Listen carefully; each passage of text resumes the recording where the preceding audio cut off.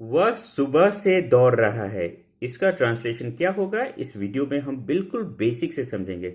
सबसे पहले तो ये देख लो, सेंटेंस के लास्ट में रहा है, रहा है, रही है, रहे हैं, इस तरह के अगर शब्द मिले और सुबह से, शाम से, कल से, दोपहर से, इस तरह के अगर आपको वर्ड मिल जाए सेंटेंस के बीच में, तो समझो कि वो प्रेजेंट परफेक्ट कंटिन्यूअस टेंस है। कौन सा टेंस है? प्रेजेंट परफेक्ट कंटिन्यूअस टेंस है।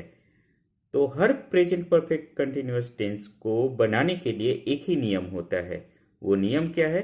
सबसे पहले आएगा सब्जेक्ट सेंटेंस के शुरुआत में, उसके बाद हैज हैव में से कोई भी एक हेल्पिंग वर्ब, उसके बाद बीन, उसके बाद वर्ब प्लस आईएनजी, उसके बाद सिंस या फॉर में से कोई एक वर्ड आ जाएगा, लास्ट में ऑब्जेक्ट।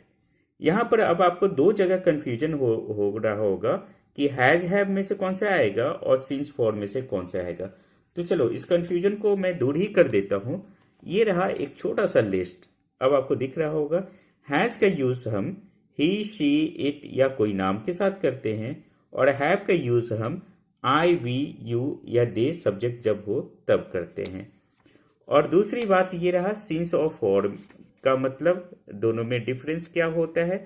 सिंस का मतलब होता है पॉइंट ऑफ टाइम। जब पॉइंट ऑफ टाइम रहे, जैसे 4 बजे से 17 जुलाई से, ठीक है, तो ये पॉइंट ऑफ टाइम तब यूज करेंगे सिंस को। और मॉर्निंग, इवनिंग, नून ये सब रहे तब भी यूज करेंगे सिंस को।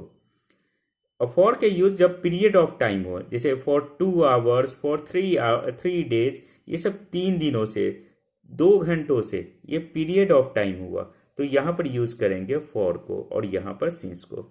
बिल्कुल क्लियर? तो सेंटेंस को फॉर्म कर लेते हैं अब जल्दी से।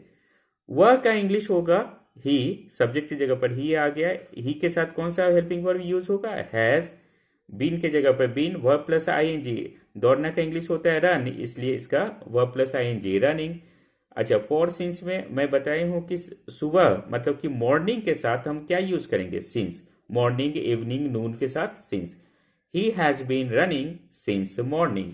कुछ एग्जाम्पल से भी हैं आपके सामने। फर्स्ट है, रिया सुबह से खा रही है, तो इसका ट्रांसलेशन क्या हो जाएगा?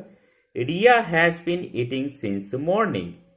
सीता 4 घंटे से नाच रही है। सीता 4 बजे से, अगर 4 घंटे होता उसका क्या ट्रांसलेशन होगा वो भी मैं बताऊंगा। सीता 4 बजे से नाच रही, Sita has been dancing since 4 o'clock। देखो पॉइंट ऑफ टाइम है, तो 4 o'clock के पहले सिंस लगा है।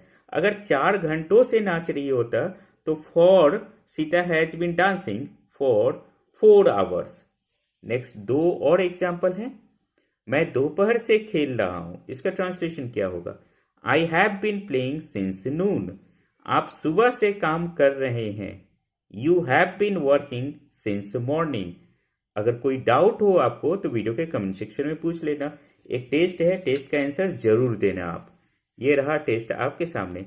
वह सुबह से नाच रही है, इसका ट्रांसलेशन क्या होगा? 2 ऑप्शन दिए हुए हैं, she is dancing from morning या she has been dancing since morning.